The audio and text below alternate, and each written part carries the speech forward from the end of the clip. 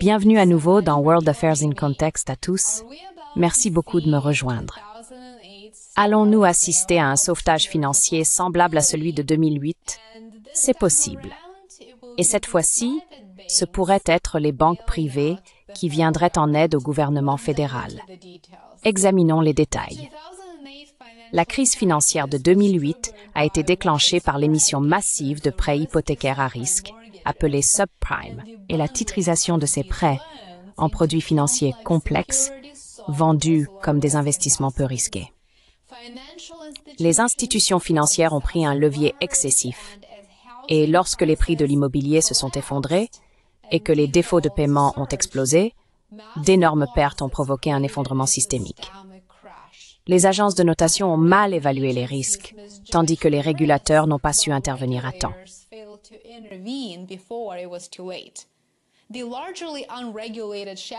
Le système bancaire parallèle, largement non réglementé, a aggravé l'impact.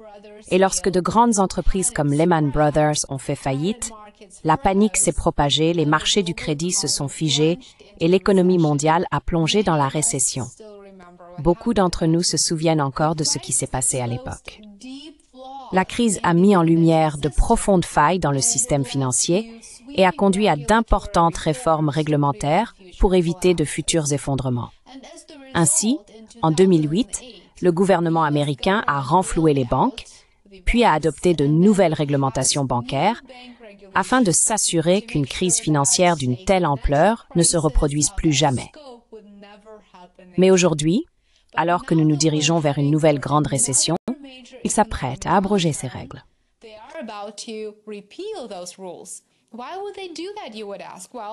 Pourquoi ferait-il cela, vous demandez-vous peut-être?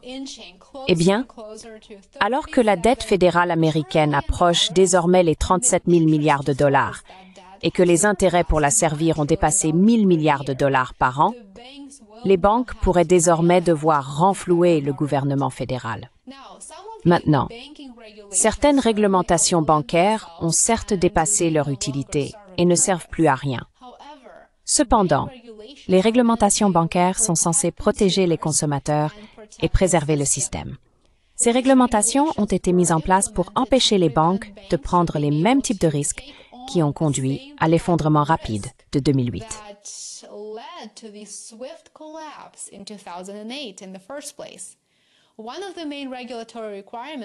L'une des principales exigences réglementaires concernait le niveau de capital et quel que soit l'actif qu'ils envisagent d'acheter, ils ont bien sûr des limites quant à la quantité de ces actifs qu'ils peuvent acquérir. L'objectif est très simple, s'assurer que les banques ne deviennent pas à nouveau surendettées. En plus des exigences de fonds propres, les banques américaines ont été limitées quant au nombre de bons du Trésor américain qu'elles peuvent acheter. Même si les bons du Trésor américain sont garantis par le gouvernement des États-Unis, ce qui signifie qu'ils sont en principe sans risque, en pratique, ils ne le sont pas totalement. Tant que vous les conservez jusqu'à leur échéance, vous récupérerez votre capital et bien sûr vous percevrez les intérêts. Mais cela n'est vrai que si les banques conservent effectivement ces bons du Trésor jusqu'à leur maturité.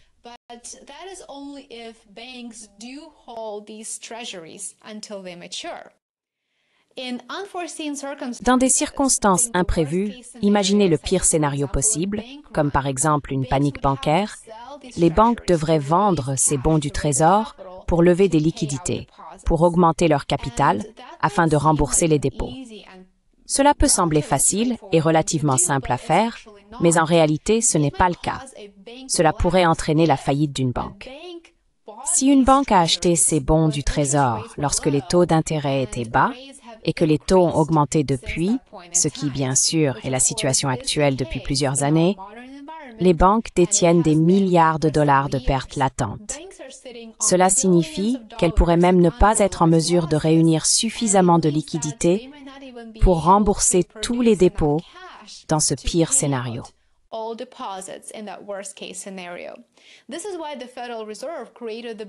C'est pourquoi la Réserve fédérale a créé il y a plusieurs années le programme de financement à terme des banques qui permettait aux banques de vendre ces bons du Trésor à la Réserve fédérale pour exactement le prix qu'elles les avaient payés et non leur valeur de marché, à condition que ces banques s'engagent à racheter ces titres. Aujourd'hui, les banques américaines sont toujours limitées dans le nombre de bons du Trésor américain qu'elles sont autorisées à acheter. Et cela représente un problème majeur, non pas pour les banques, mais pour le gouvernement américain. Les taux d'intérêt sur la dette publique ne cessent d'augmenter. Parallèlement, Washington réduit les impôts, augmente les dépenses et accumule chaque année davantage de dettes.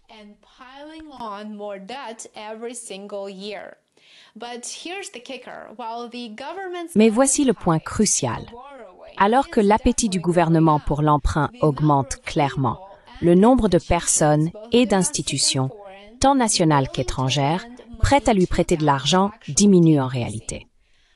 Laissez-moi vous montrer ce que je veux dire. Le bilan de la Fed a diminué, et cela se produit lorsque les États-Unis remboursent leurs dettes à la Réserve fédérale. Supposons qu'ils remboursent 1 milliard de dollars, et que la Fed ne réinjecte que 50 millions de dollars. Le reste de cette dette est donc annulé. Il n'y a plus de source croissante de liquidités pour le gouvernement fédéral, comme c'était le cas pendant le QE. Comme je l'ai mentionné dans ma vidéo précédente, les investisseurs étrangers dans les bons du Trésor américain s'intéressent moins à la dette américaine en raison de l'érosion de la confiance. Et c'est une très mauvaise nouvelle pour le gouvernement américain car il finance ses opérations en émettant de la dette alors que ses recettes fiscales sont en baisse.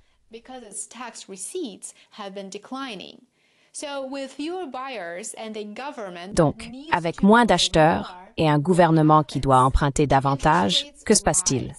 Les taux d'intérêt augmentent.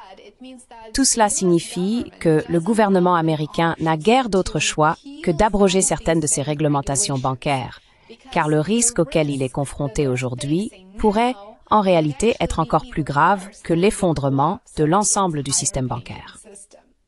Si le gouvernement fait défaut, c'est en quelque sorte la fin du jeu pour l'économie mondiale et pour l'économie américaine aussi.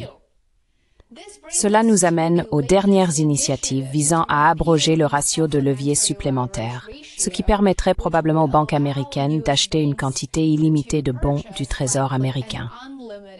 Si et lorsque les changements bancaires proposés entreront en vigueur, lorsqu'ils seront mis en œuvre, il est tout à fait possible que nous assistions à une vague d'achat d'obligations de la part des banques.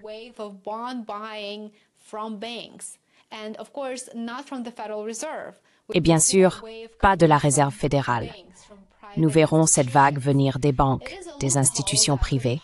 C'est une faille qui pourrait fonctionner comme un assouplissement quantitatif, simplement sans l'implication de la Réserve fédérale.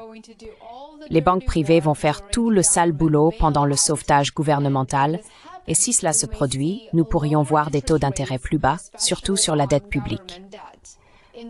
En retour, les États-Unis pourraient en profiter pour refinancer leurs dettes à taux élevés en emprunts moins coûteux.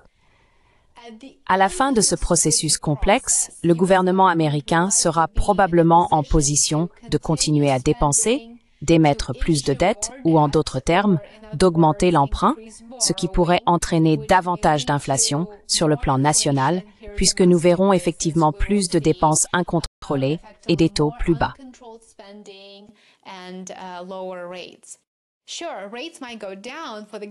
Bien sûr, les taux pourraient baisser pour le gouvernement, mais pour vous et moi, ils vont probablement augmenter. Pourquoi? Eh bien, parce que les prêteurs privés exigeront sans doute des taux plus élevés pour compenser cette inflation et le risque accru. Dites-moi ce que vous pensez de cette nouvelle évolution dans les commentaires ci-dessous. J'aimerais beaucoup avoir votre avis, comme toujours. Merci beaucoup d'avoir regardé. N'oubliez pas de montrer votre soutien. Aimez, abonnez-vous et partagez. J'aimerais vraiment avoir de vos nouvelles. Et pensez à vous abonner à ma newsletter sur Substack à l'adresse worldaffairsandcontext.com. J'aimerais vous y retrouver nombreux. Passez une excellente journée et on se retrouve ici demain. À bientôt.